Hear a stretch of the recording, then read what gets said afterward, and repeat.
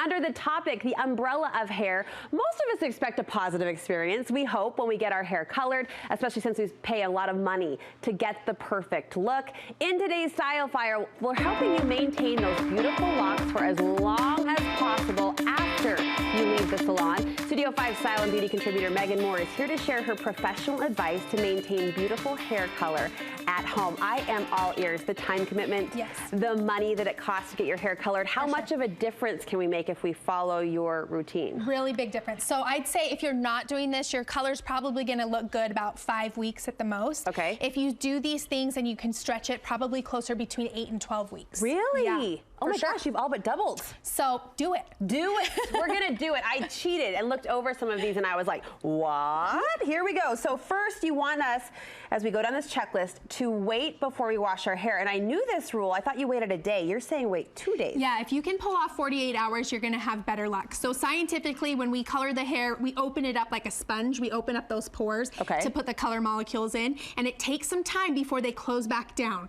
And so the longer we can wait before we add water, the more that sponge is going to close on the molecule and keep it there longer. And speaking of that water, we eventually do add, now not 24 but 48 hours later, there's a temperature to consider. Yeah, so I like to say for the first 3 washes, use cool water. Why? Well, the same reason. It's going to help close those pores down and capsule that little molecule in there better. Okay. So if you can do cold water, it's going to be better. So that means for me, it doesn't happen in the shower. I have to do a separate wash when I freshly color my hair. So I'll do it over the bathtub so I can use really cold water. But those first 3 washes are crucial to kind of close it down again. And you think that makes a difference? Huge difference. Before I dunk my head over the bathtub in cold water, you're telling me it'll do something. Well, think about like laundry. If you wash a black shirt in hot water, that black shirt is going to fade. So that's why we use cool water for dark colors. That's true. Same so concept. You maybe answered my question, but this applies for blondes as well as brunettes. Any hair color you're putting on your hair. Yeah, because we have to open it up to color it, so we want to close it back down. All right, now this sounds like an extreme. You want us to remove the minerals from our water?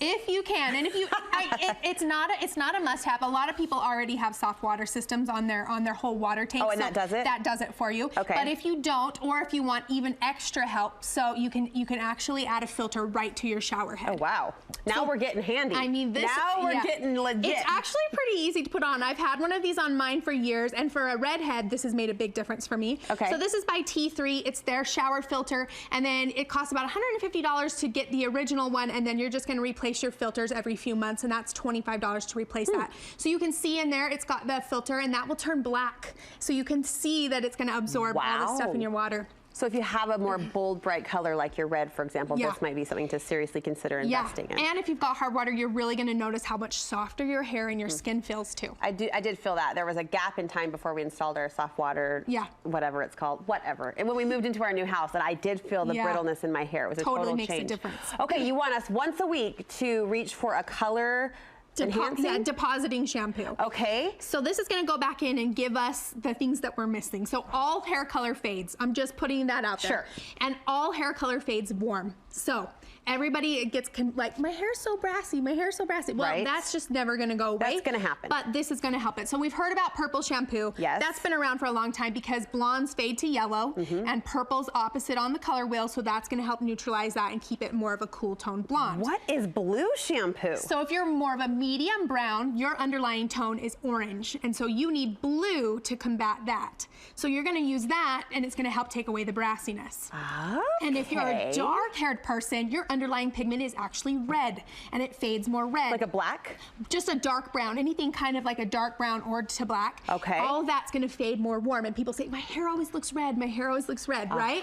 So you actually need green, because green's the opposite color on the spectrum, and they're going to neutralize each other. This is mind-blowing. But you're speaking science, you're speaking art principles. Yeah, go back to your color wheel. Yeah. Yeah, and it all makes sense, right? I think everyone's always on the quest, at least in my blonde circle, for the best purple shampoo. I noticed you reached for the same line across the board. You like this one? Yeah, that one's a fantastic one. So Silver by Matrix. It's kind of a cult following for the blondes, so definitely give it a try. All right, so that is once a week. Yep.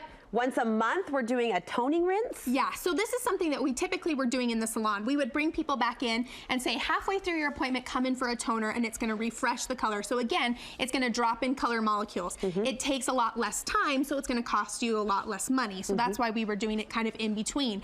Now we can do that at home. Kristen S, which you can get at Target, has come up with the same thing. It's a 2-part process. You mix the two together.